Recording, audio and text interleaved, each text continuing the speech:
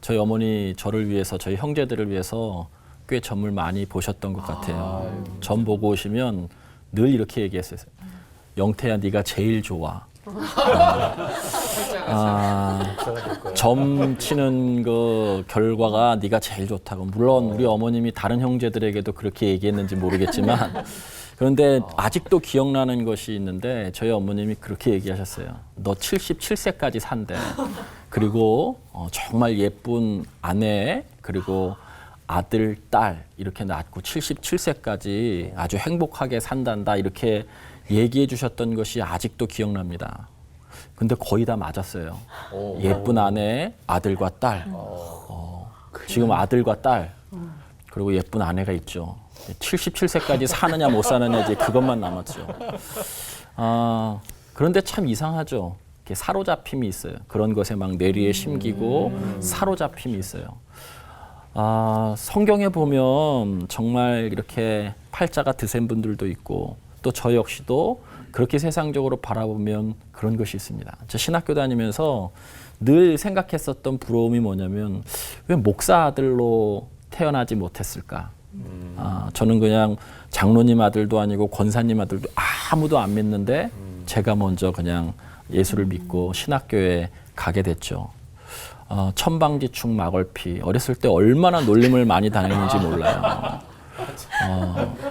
저는 천씨로 태어나고 싶은 마음이 전혀 없었습니다.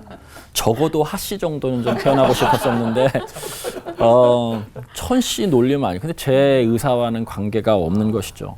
키도 크고 또 머리숱도 저렇게 많은 우리 전 목사님처럼 이렇게 이 땅을 살고 싶으나 머리숱도 없어요. 근데 다 이 모든 것이 제가 바꿀 수 있는 영역은 아니라는 거죠. 바꿀 수 있는 영역. 근데 거기에 바꿀 수 없는 영역에 자꾸 우리가 집중하고 사로잡히면 우리 인생이 불행해지고 또 어려워지는 거예요. 모든 사람들에게 그런 환경이 저에게만 있는 것이 아니라 모든 사람들에게죠. 성경에 그런 사람들 너무나 많습니다. 사도행전 3장에 보면 표현도 참 너무 마음 아파요. 나면서 걷지 못하는 사람. 또 복음서에 보면 날 때부터 앞을 보지 못하는 사람.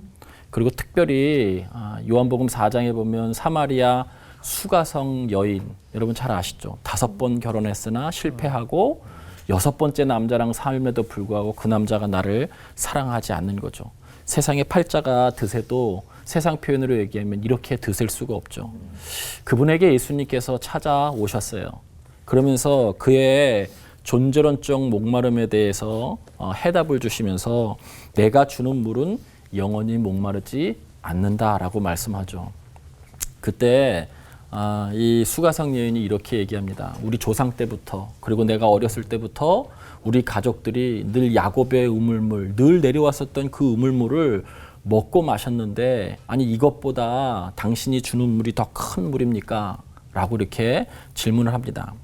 조상으로부터 물려받은 우물, 우리가 가지고 있는 환경과 같은 거예요.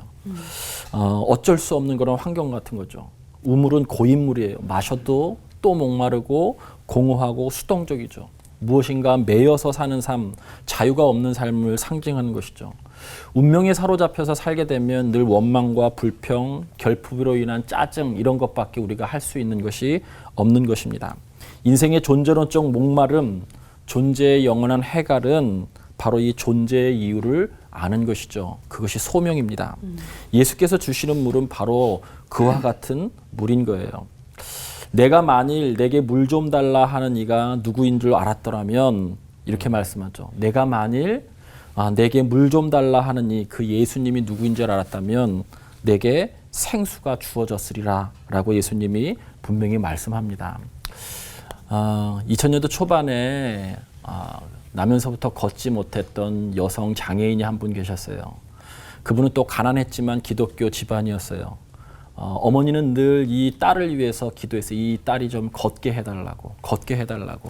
그런데 한 번도 걸을 수가 없었던 것이죠. 신유 집회에도 많이 갔어요. 그 신유 집회에 가서 기도를 받는데 낫지 않은 거예요. 근데 어느 날 그 신유 집회 강사님이 걷지 못하는 여인을 앞에 나오라고 그런 거예요. 앞에 나와서 일어나라 라고 외쳤는데 그날도 일어나지 못했어요. 그때 이후로 너무 삶이 우울하고 고통스럽고 밖은 나갈 수 없고 학교도 제대로 다니지 못했어요. 그런데 그가 기도를 바꾸면서 그의 인생이 달라지기 시작했습니다. 어머니가 낫게 해달라고 하는 그 기도는 이제 되지 않으니까 받아들이고 하나님께 이렇게 기도했다는 거예요. 하나님, 저는 은과 금을 구하지 않겠습니다. 그러나 제게 존재의 이유를 알려주십시오. 걷지 못하지만 도대체 이 땅에 사는 존재의 이유가 무엇인지 알려주십시오.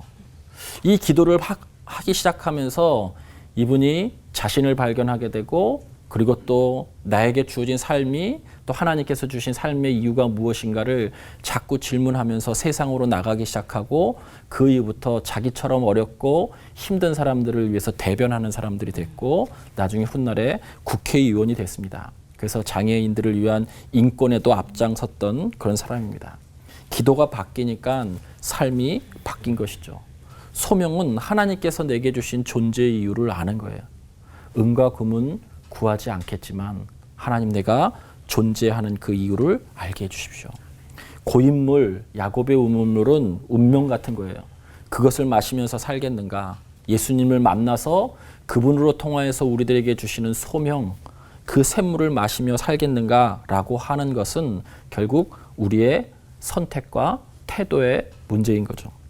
오늘 소명과 이 부르심 우리들에게 질문하고 있어요. 똑같이 주께서 너는 고인물을 마시며 살겠는가 아니면 생수를 마실 것인가? 운명론에 빠져서 사로잡혀서 살 것인가 아니면 그럼에도 불구하고 그 환경 가운데서 주께서 주시는 존재의 이유대로 살 것인가? 우리 모두에게 질문하고 답해야 된 가장 중요한 것이라고 생각합니다. 우리 삶에 아주 다양한 환경들이 있습니다. 대부분 다 고난의 문제죠. 그러나 이 고난을 어떻게 해석하고 어떤 태도를 취하고 그 안에서도 주께서 그 자리에 있게 하신 이유를 묻는다면 주께서 우리들에게 분명한 길을 열어주실 줄 믿습니다. 팔자가 아니라 소명, 부르심에 입각한 삶을 살게 되기를 간절히 기도드립니다. 우리에게 생기를 주시는 주님, 삶이 고단하고 힘들수록 문제가 잘 해결되지 않을수록 우리를 부르신 부르심에 더욱 집중하며 살게 하시옵소서. 아멘. 그리고 그 소명의 확신이 사명의 실천으로 이어져 우리의 삶이 주님으로 말미암아 더욱 풍성하게 하시옵소서. 아멘. 우리 주 예수 그리스도의 이름으로 간절히 기도드립니다. 아멘. 너무 흥미로운 주제인 것 같아서 저도 궁금한 게 개인적으로 있는데 그러면 인간들은 왜 과연 운명 또는 팔자를 그렇게 궁금해하고 또 그 이야기를 들으면 왜 거기에 또 이렇게 지배를 당할까? 이게 이제 궁금한 거 하나. 두 번째는 기독교인들이 꽤 많은 기독교인들이 또 이런 팔자와 운명에 지배를 당하는 경우들이 있잖아요.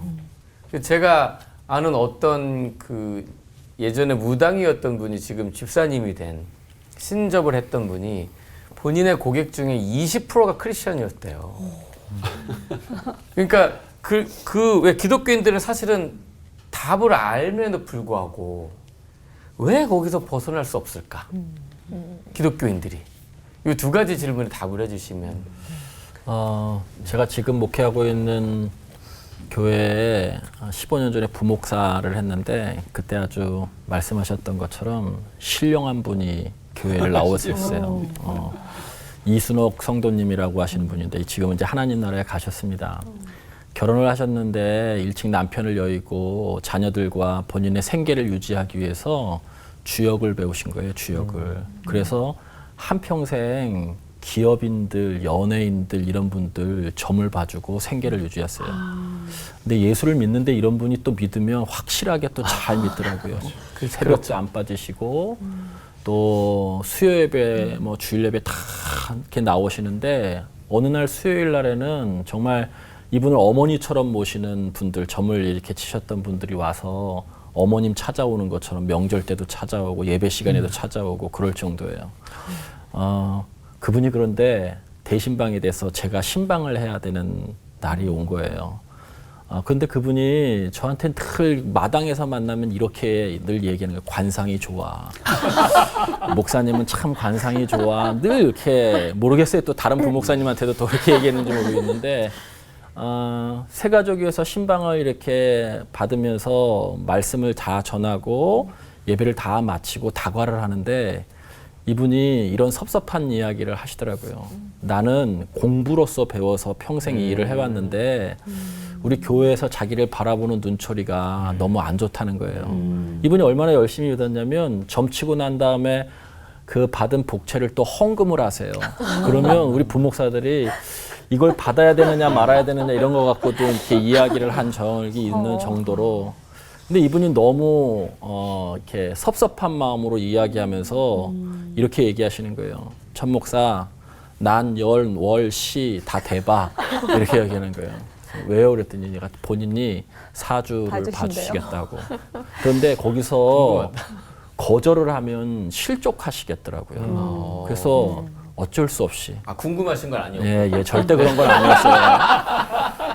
어쩔 수 없이 이렇게 말씀을 드렸죠. 그러더니 그분이 다 적으셨어요.